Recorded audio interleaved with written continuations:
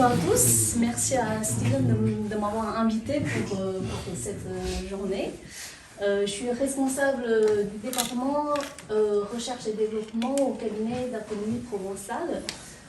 Avant de parler de nos activités R&D, je vais présenter très rapidement un petit peu le cabinet. Donc on est un cabinet d'études techniques et surtout de conseils essentiellement en viticulture, mais aussi en arboriculture, en maraîchage et un petit peu en apiculture, situé dans le Var, au Val, à côté de Brignoles.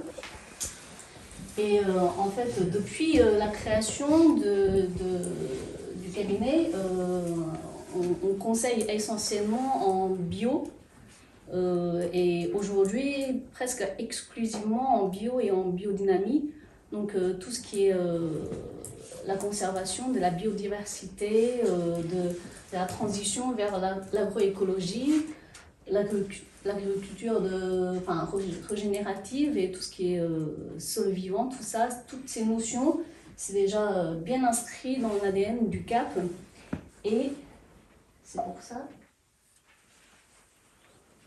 Donc c'est pour ça qu'en 2019, quand deux très jeunes ingénieurs agro en maraîchage qui ont fait leur stage à Costa Rica en Amérique latine et qui ont amené une solution ou une méthode qui est la lithofère au CAP, notre directrice Laurence s'est tout de suite intéressée à cette solution pour l'appliquer, pour essayer de l'appliquer en vigne, en faisant des essais. Et du coup, depuis 2020 et 2021, des essais d'observation ont été mis en place par des stagiaires et qui ont eu un grand succès. Et c'est pour ça, à partir de 2022, il y a eu la création du département R&D avec mon arrivée pour vraiment mettre en place ces experts de façon plus scientifique. Et là, depuis 2 ans, on a bien grandi avec l'arrivée d'autres consultants comme Tiffen. Donc, nos objectifs, c'est vraiment de veiller tout ce qui est nouvelles technologies pour être derrière plus compétitif. En dehors de ça, en fait, on sait que dans la région de PACA, les viticulteurs ont des problématiques en commun. Comme tout ce qui est stress hydrique, comme tout ce qui est l'adaptation au changement climatique, mais aussi des problématiques plus particulières, comme problème de vigueur sur une parcelle ou la pauvreté d'un sol, etc. Donc notre rôle, c'est plutôt de prendre toutes les solutions qu'on trouve naturelles, biologiques, écologiques, et de tester en interne en faisant des expés et derrière de valider de façon scientifique pour derrière mieux conseiller nos clients.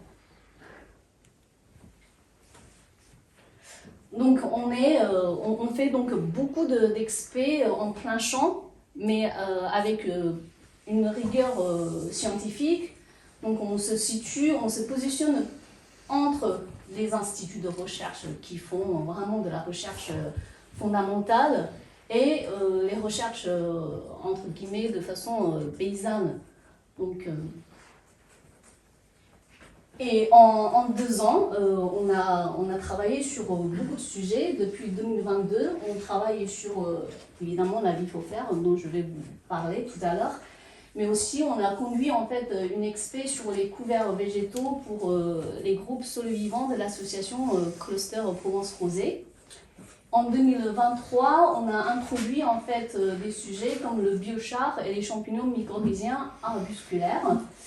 Et cette année, on continue à s'élargir au niveau des sujets de recherche. Donc on travaille cette année sur la propolis et des sondes capacitives dans tout ce qui est le pilotage d'irrigation de précision. Donc en 20 minutes, je ne vais pas vous présenter en fait tous les résultats qu'on a trouvés depuis 2 ans, parce qu'il y en a pas mal. Je vais me concentrer sur 2 expés, sur 2 sujets. La première est la litière forestière fermentée. Alors s'il faut donner vraiment une définition, La lithophère est une solution naturelle, biologique et artisanale qui est issue de la biofermentation à partir du prélèvement de la litière forestière de la forêt qui est en fait autour de la parcelle en étude, donc qui contient déjà plein de micro-organismes, plein de vies qui sont déjà adaptés et acclimatés à leur environnement. Et la lithophère présente, déjà est assez connue en Amérique latine pour en fait ses effets en tant que biostimulant ou biofertilisant pour enrichir la vie dans le sol, mais aussi en tant que bioprotectant, parfois en pulvérisation foliaire pour lutter contre tout ce qui est maladie cryptogamique. Et je vais faire une toute petite rappel sur en fait, l'histoire un petit peu de la lithophère. Cette solution a été développée dans les années 80 par un professeur japonais qui a en fait sélectionné et assemblé un cocktail de micro-organismes qui arrivent à co-vivre ou se co-développer dans le milieu naturel. Donc, qui a déposé derrière une marque commerciale qui s'appelle EM, en français, micro-organisme efficace. Et après, au fur et à mesure, dans les années 90, avec des échanges techniques entre le Japon et le Costa Rica, les paysans, en fait, les agriculteurs de l'Amérique latine sont beaucoup intéressés à cette solution, sauf que ça coûte quand même assez cher d'acheter en fait un produit commercialisé. Donc à partir de là, en Amérique latine, ils ont développé une méthode beaucoup plus artisanale, ce qu'ils appellent maintenant les micro-organismes de montagne, donc qui a la même notion, c'est-à-dire vraiment d'amplifier ou de multiplier les micro-organismes contenus dans l'environ, dans les forêts qui se situent autour, et après d'appliquer en agriculture. Et ce n'est qu'en 2015 que la lithophère, ce produit, est arrivé en France, et on a donné ce nom, litière forestière fermentée. En fait, c'est presque la même chose que les micro-organismes de montagne en Amérique latine. Et donc, pour parler un petit peu de la production de cette solution, donc c'est une couche entre tout ce qui est végétation et l'humus, donc une couche au milieu qui présente plein de débris de la forêt qui ne sont pas complètement décomposés, qui est en cours de décomposition. Donc, il y a vraiment plein de vie microbienne qui est contenue dans cette couche. Donc nous, on va prélever cette couche pour derrière la production de la lithophère. Très rapidement, donc, la production se passe avec deux phases. Une phase de fermentation solide avec la litière prélevée, avec du sucre lent, sucre rapide, avec un peu d'eau et puis un petit peu de petit lait ou sans petit lait. Ça existe plusieurs recettes pour inoculer un petit peu le milieu. Après 3 semaines de fermentation solide, on passe en fermentation liquide. Donc c'est pareil, on prend ce solide pour le mettre en suspension et on ajoute un petit peu de sucre pour relancer la fermentation et après on filtre et c'est prêt à appliquer.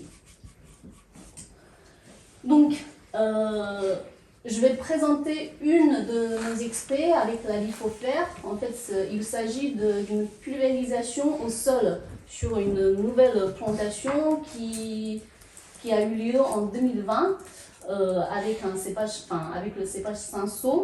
Donc le traitement, on a fait 3 fois par an à la dose de 50 litres de lithophère par hectare, dilué à 10%. Et après, on a suivi plein de mesures. D'abord, on a regardé un petit peu le taux de débourrement. Et en 2022, au stade pointe verte, on a observé en fait, avec la pulvérisation lithophère, le taux de débourrement est significativement moins élevé que le témoin. Alors on se pose la question parce qu'on se demande s'il y a une inhibition du développement ou non. En plus, d'ailleurs, il y a il y a des gens qui ont déjà montré que la lipofère a tendance à inhiber tout ce qui est germination des semences. Et donc, du coup, en 2023, on a vérifié en mesurant sur plusieurs stades à partir de bourgeons dans le coton jusqu'aux feuilles étalées. Et là, on voit qu'en fait, c'est pas une inhibition, c'est plutôt, en fait, il y a un ralentissement au moment de pointe verte. Et ça tombe pile poil, sur les 2 années, en tout cas, sur vraiment la période de risque de gel tardive. Ce qui est plutôt pas mal, parce que s'il y a un ralentissement et qu'en même temps il y a le gel, peut-être, ça nous réduit un petit peu tout ce qui est impact du gel sur la vigne. Et en plus, derrière, on voit que, quelle que soit l'année, en 2022 et en 2023, une fois les bourgeons dévorés, on observe une croissance des rameaux beaucoup plus importante. C'est-à-dire les rameaux sont globalement plus longs avec le traitement lipofère que les témoins. En plus, la vitesse de croissance est plus importante. Et ce qui réfère derrière qu'au niveau du rendement, on a vraiment trouvé des différences très marquantes, à la fois en termes de nombre de grappes par cep, mais aussi en kilos de raisin par cep. Donc en 2022 et en 2023, que ce soit une estimation au stade précoce ou le rendement réel, on a vraiment trouvé que la lipofère pourrait effectivement booster un petit peu le rendement de notre vigne. Et après, pourquoi cette différence de rendement, un rendement plus important? Et en fait, tout au long de la saison, on a mesuré en fait le stress hydrique, l'état hydrique dans la vigne par la chambre à pression, et on a observé que vraiment durant la saison de sécheresse en 2022 et en 2023, la lipofère a tendance à permettre à la vigne de mieux tolérer en fait le stress hydrique. Donc la vigne subit moins de stress, donc présente un meilleur état hydrique dans les feuilles, donc peut-être aussi dans les raisins, ce qui fait que derrière il y a un rendement plus important. Et pareil, on sait que en fait, l'état azoté est aussi très lié à l'état hydrique dans la vigne. Et avec l'application de la lipofère en 2023, on voit qu'en fait, la teneur en azote assimilable dans les feuilles, chez les traités et dans les stades précoces est quand même beaucoup plus importante aussi. Et à la fin de la vendange, on a fait des contrôles natus en comparant en fait les traités par la lipofère et les témoins.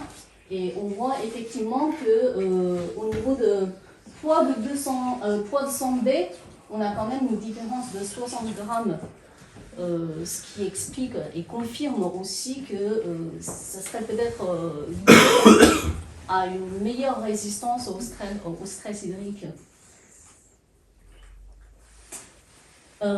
Et en hiver, on a aussi regardé un petit peu tout ce qui est mise en réserve, c'est-à-dire on a mesuré le diamètre des rameaux AOT et la longueur de chaque méritale, et on a observé qu'en fait les rameaux globalement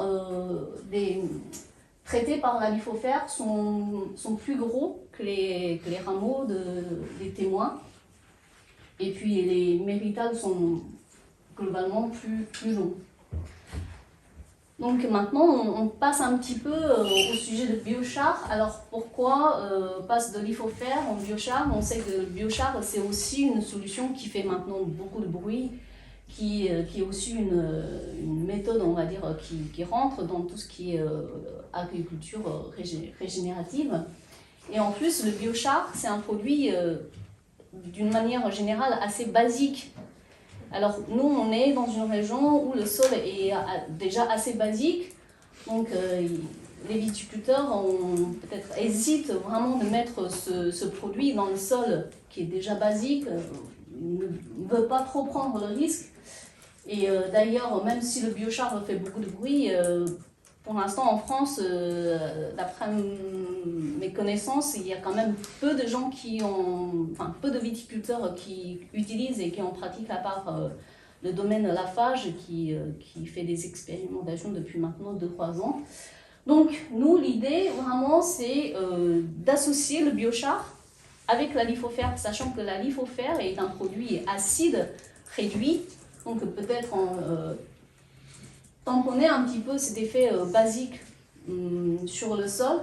Donc pour ça, on a fait une expérimentation à Saint-Tropez sur un sol justement acide pour ne pas prendre trop de risques, sur le cépage Grenache, et un sol très très sableux présente beaucoup de lessivage non irrigué. Donc on a, pardon, je trouvais un petit peu. Donc on a testé sur quelques rangs. Donc il y a 4 rangs témoins. Donc on a mis du compost avec de la lithofère, la même dose que pulvérisation sol, c'est-à-dire 50 litres hectare dilué à 10%. Et du côté traité, à part compost et lithofère, nous on a mis en place du biochar, donc à la dose de 3 tonnes hectare. Et voilà les photos qui montrent en fait à gauche les témoins sans biochar et à droite traités avec le biochar. Donc, à l'issue de cette expérimentation, on n'a pas réellement trouvé de différence tout de suite au niveau de la croissance, de l'émulcation des rameaux. Sauf que même à la fin, avant le rognage, on a quand même tendance à avoir les rameaux un peu plus longs chez les traités par le biochar que les témoins. Par contre, on a trouvé quand même un statut azoté assez important, plus important chez les traités par le biochar au stade précoce. Et ça correspond vraiment à la saison de pluie de l'année dernière jusqu'à fin mai. Donc on pense que peut-être cette différence de statut azoté pourrait être liée justement à l'état hydrique dans le sol. Donc pour ça, on a fait installer des sondes capacitives dans nos expés pour vraiment suivre la rétention en eau dans le sol. Par contre, comme on a eu le matériel un peu tardif, donc on a commencé vraiment le suivi en juillet. Mais ce qui est intéressant, c'est que, alors je ne sais pas si vous voyez bien, c'est-à-dire là, c'est les sondes capacitives qui mesurent à 3 profondeurs à 10 cm, 30 cm et 50 cm dans le sol. Donc, et là, les barres rouges, ça correspond vraiment à la précipitation. Donc, on voit que déjà, les sondes, ça répond très très bien à la précipitation. Chaque fois, il pleut, en fait, il y a de la pluie, la rétention en eau augmente. Sauf que, en fait, à 10 cm, on voit quasiment pas de différence parce que c'est vraiment un sol très très sableux. En fait, ça lessive tout de suite, donc on n'observe pas de différence entre traité par le biochar et le témoin. Par contre, à partir de 30 cm, là, on commence à avoir vraiment des écarts. En fait, chaque fois, on a 2 sondes par modalité. Donc là, on voit très bien que les 2 sondes jaunes et gris sont des traités. Présentent à peu près, on va dire, 3 à 4% de plus d'eau par rapport aux témoins, tout au long de la saison de sécheresse à partir de juillet jusqu'au début octobre. Et après, ça répond encore à 30 cm à la forte précipitation, donc ça augmente.